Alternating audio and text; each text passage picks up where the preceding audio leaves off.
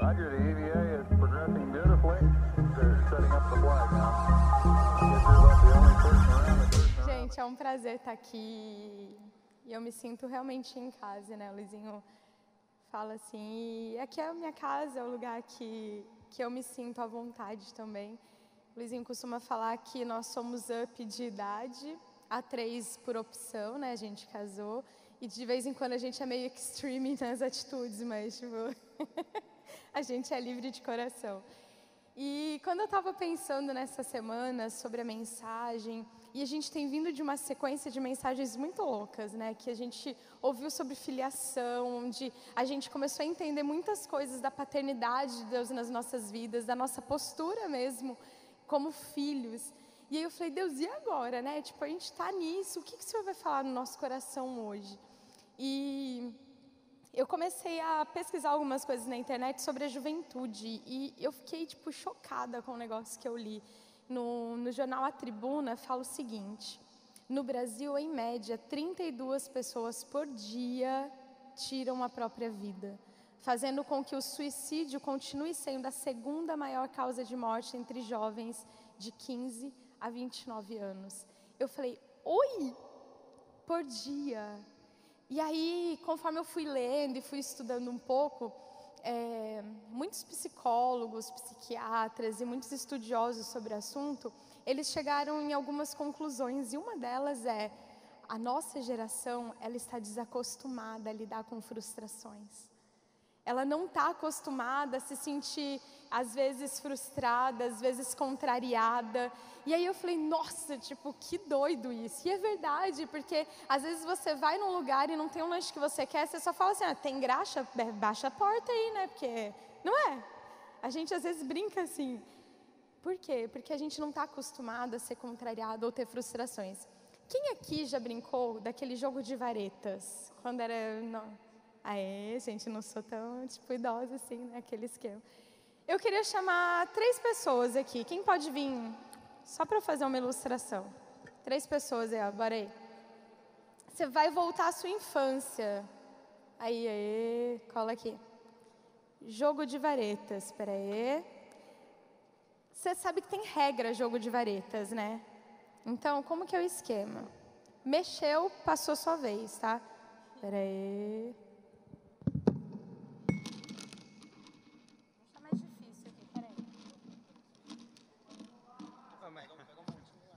O esquema...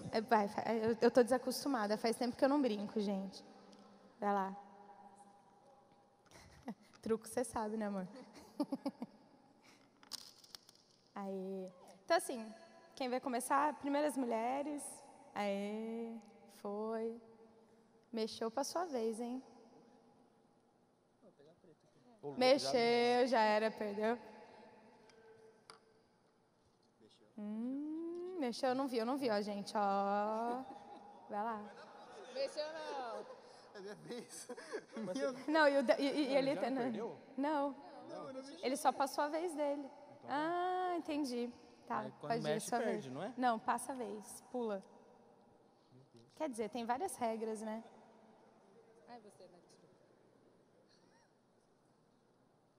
Mexeu? Não, mas mexeu faz tempo. Pode devolver. Gente, valeu. Brigadão. Valeu, gente. Eu sempre perco. Olha a frustração. Não, Nina, a gente nem chegamos no ponto de quem ganhou, mas... Gente, por que é essa brincadeira? Ela mostra muito que, às vezes, a gente mexeu. Você tem que passar a sua vez. Às vezes, não é quem pega mais palitinhos que ganha, porque cada palitinho tem um valor. E às vezes você pode ter pego 1, mas se você pegou o bendito preto, você ganhou de todo mundo, entendeu? E essa é a ideia, porque na nossa caminhada, muitas vezes a gente vai ter que passar a vez, muitas vezes você tipo, putz, pisei na bola, vamos esperar agora, né? Vamos para a próxima rodada, vamos ver se vai rolar.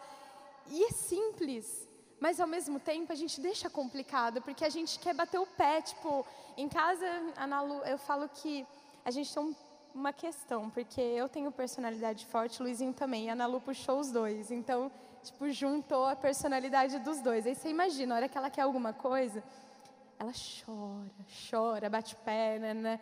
A minha sogra tá aqui, eu vi ela por aqui, tá ali. Não dá pra, tipo, mentir, tipo, ela chora, mas assim, parece que você tá batendo. Eu falo, Nalu, fica quieto, os vizinhos vão achar que eu tô te espancando. Tipo, mas chora de tipo, eu tô frustrada, tô chateada com você, você não é mais minha amiga. Ela fala bem assim. E aí, o que Deus me levou a pensar é que assim, muitas vezes a gente precisa passar pelos processos e a gente precisa continuar caminhando. E olha isso, a vida de Davi, para mim, uma das histórias que ele viveu é o que mais chama minha atenção em relação a processos e em relação a conseguir passar por algumas frustrações. Na parte onde ele lutou com Golias. A história de Davi e Golias, para mim, é um marco, assim. Por quê? Porque ele conseguiu lidar com várias frustrações. Frustrações desde a hora que ele saiu de casa, que o pai dele falou assim, ó, deixa tudo aí, vai lá visitar seus irmãos, levar todas essas coisas. Eu imagino que ele não foi só com uma bolsinha.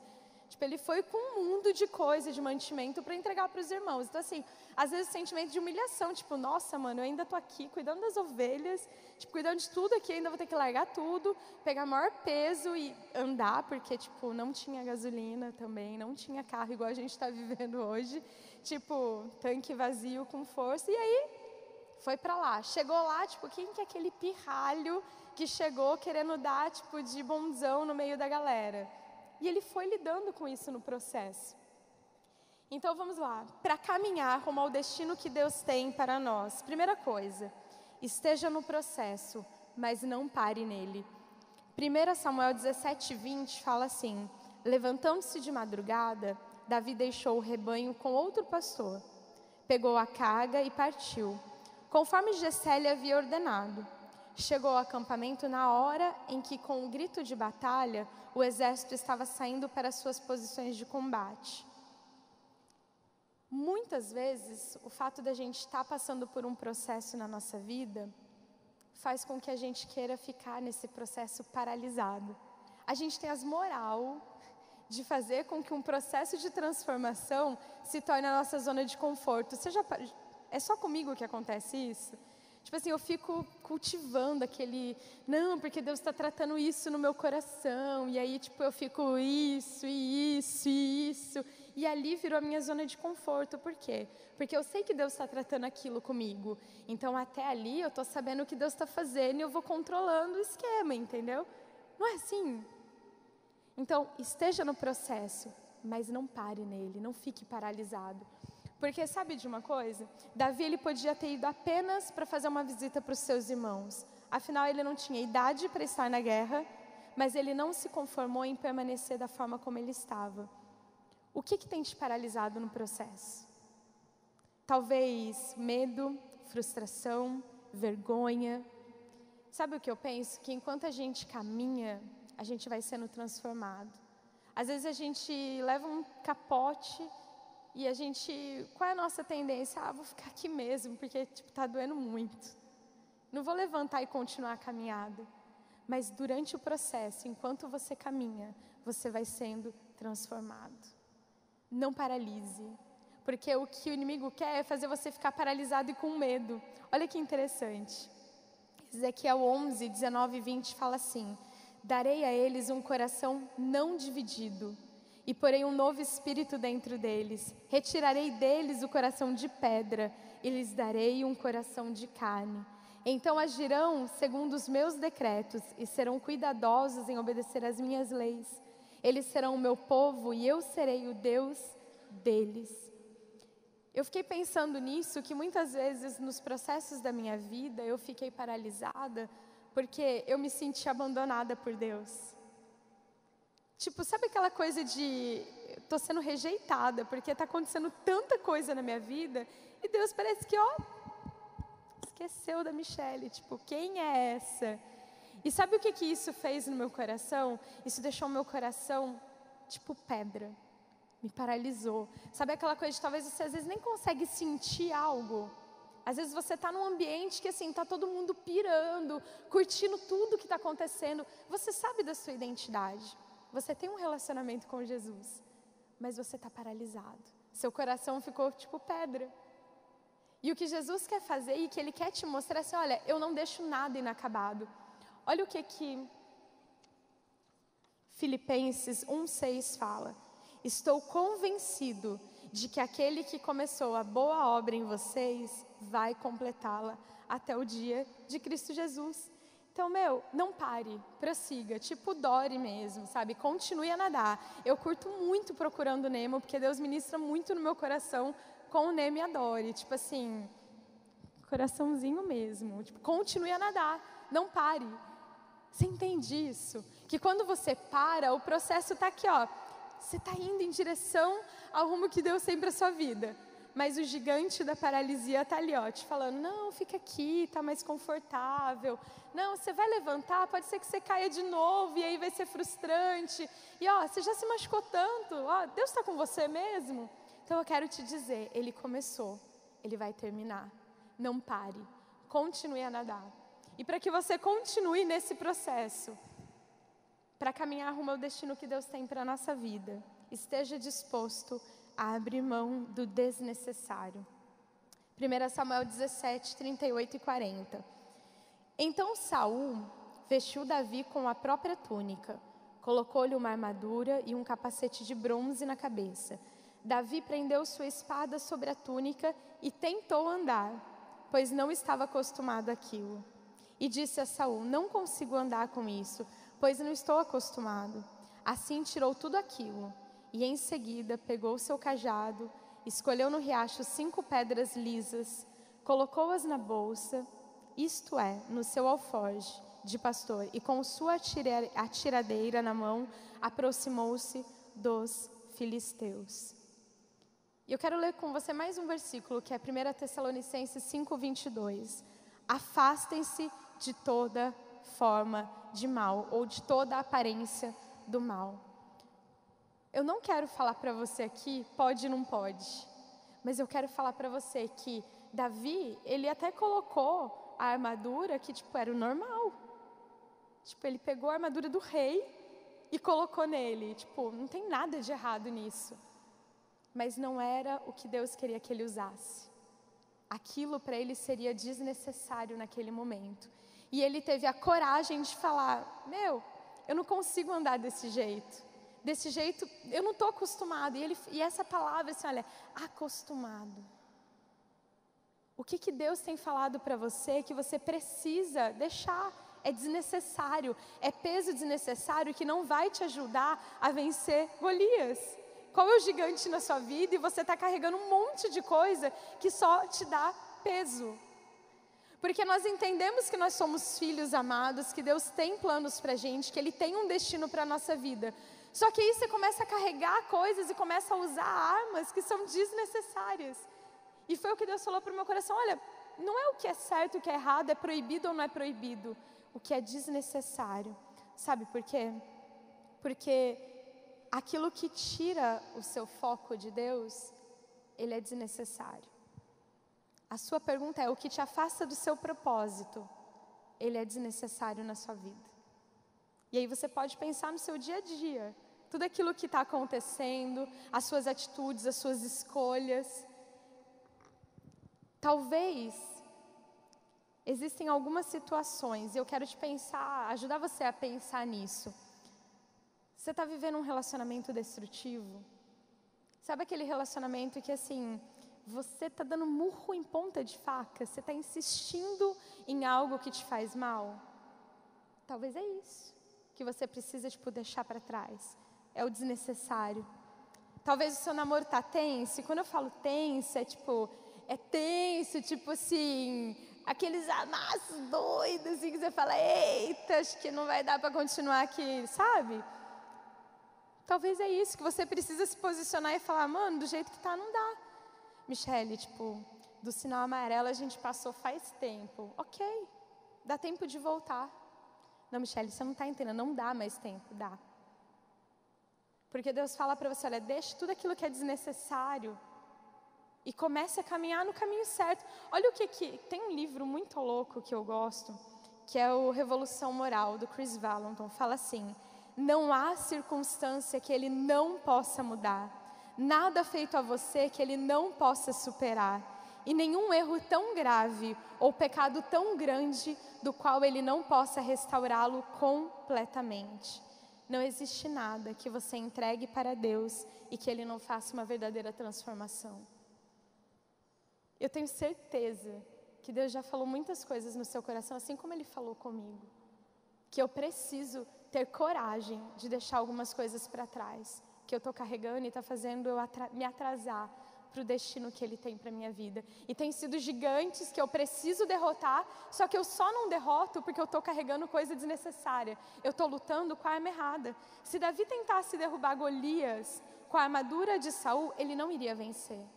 Porque o que Deus queria é que ele pegasse as 5 pedras lisas, Deus foi muito específico, que ele fosse lá, pegasse as 5 pedras e com a funda dele, ele girasse e ele acertasse Golias no meio da testa dele, que era o ponto fraco dele. Ele podia ir com espada, ele não ia vencer. Ele podia ir com o que é normal e até justo, mas ele não iria vencer. Então deixe o desnecessário para trás. E aí a gente vai para um terceiro ponto, para que a gente caminhe rumo ao destino que Deus tem para as nossas vidas. Permaneça com expectativa. A expectativa, ela está muito relacionada à forma do que a gente vai crer, do que Deus vai fazer. Olha o que 1 Samuel 17, 45 e 47 fala. E Davi disse ao filisteu: você vem contra mim com espada, com lança e com dado, mas eu vou contra você em nome do Senhor dos Exércitos, o Deus dos exércitos de Israel, a quem você desafiou. Hoje mesmo o Senhor o entregará nas minhas mãos. Cara, repara nisso. Tipo, isso é muito louco. Davi, ele conseguiu falar para Golias exatamente o que ia acontecer com ele. Sabe aquela coisa, tipo assim, eu tenho certeza que Deus vai fazer exatamente isso, olha. Eu o matarei, cortarei a sua cabeça, e hoje mesmo darei os cadáveres do exército filisteu, às aves do céu e aos animais selvagens, e toda a terra saberá que há Deus em Israel. Todos que estão aqui saberão que não é por espada ou por lança que o Senhor concede vitória, pois a batalha é do Senhor, e Ele entregará todos vocês em nossas mãos. Uau! Às vezes a gente não sabe aonde Deus quer nos levar. Mas se a gente parar e ouvir, eu vejo que a minha maior dificuldade é conseguir parar e ouvir.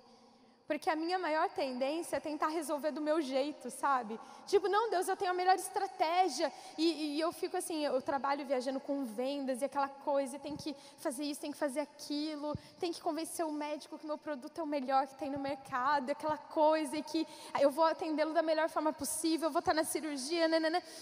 E aí eu levo isso para a minha vida, porque eu falo assim, não, Deus, eu tenho a melhor estratégia. Olha, se você fizer desse jeito que eu planejei, ó, vai ter 1, 2, 3, 4 meses, as coisas estão resolvidas, tudo certinho.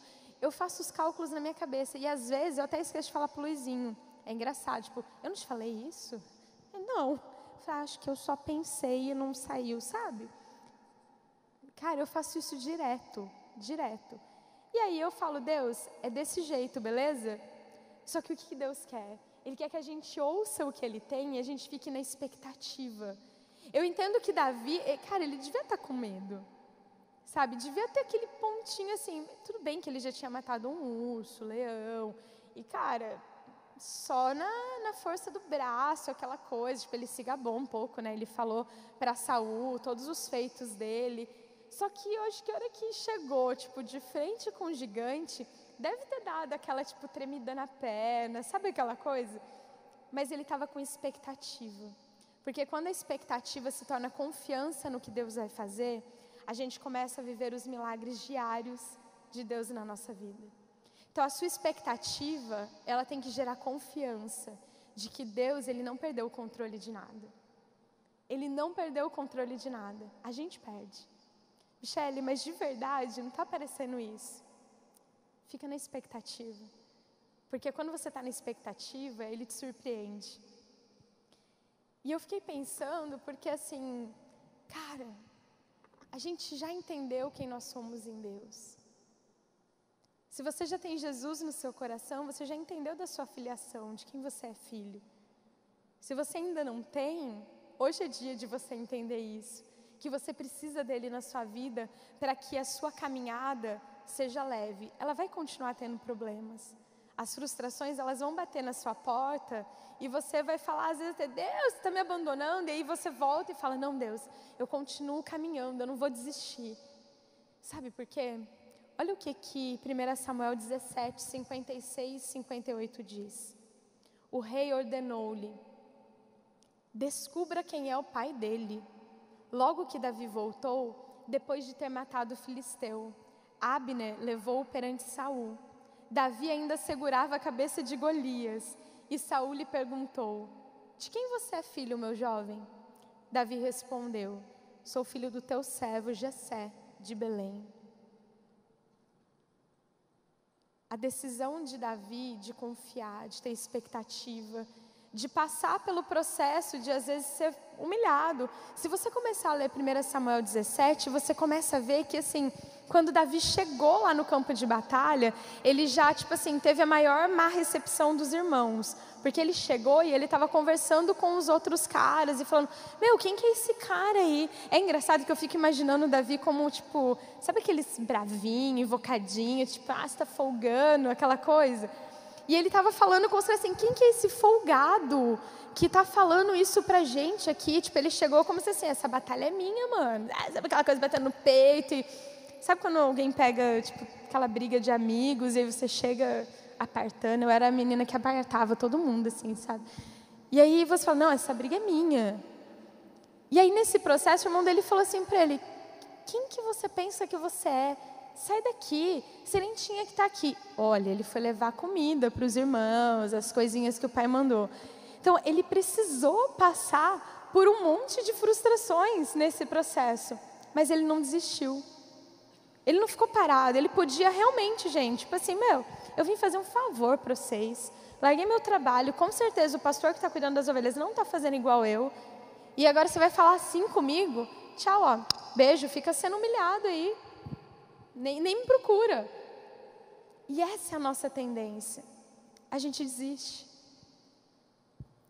Pensa que se Davi tivesse feito isso, o pai dele era um desconhecido, o rei nem sabia quem era o pai dele. Mas a decisão dele mudou a história de toda uma geração. A partir dele veio a linhagem de Jesus. Você tem noção disso? Porque ele decidiu se posicionar. E o que Deus falou no meu coração é, Michele, não desista. E entenda que você vai continuar tendo frustrações. Mas quando você tem a expectativa do alto, as coisas começam a mudar. Around that doesn't have TV coverage of the scene.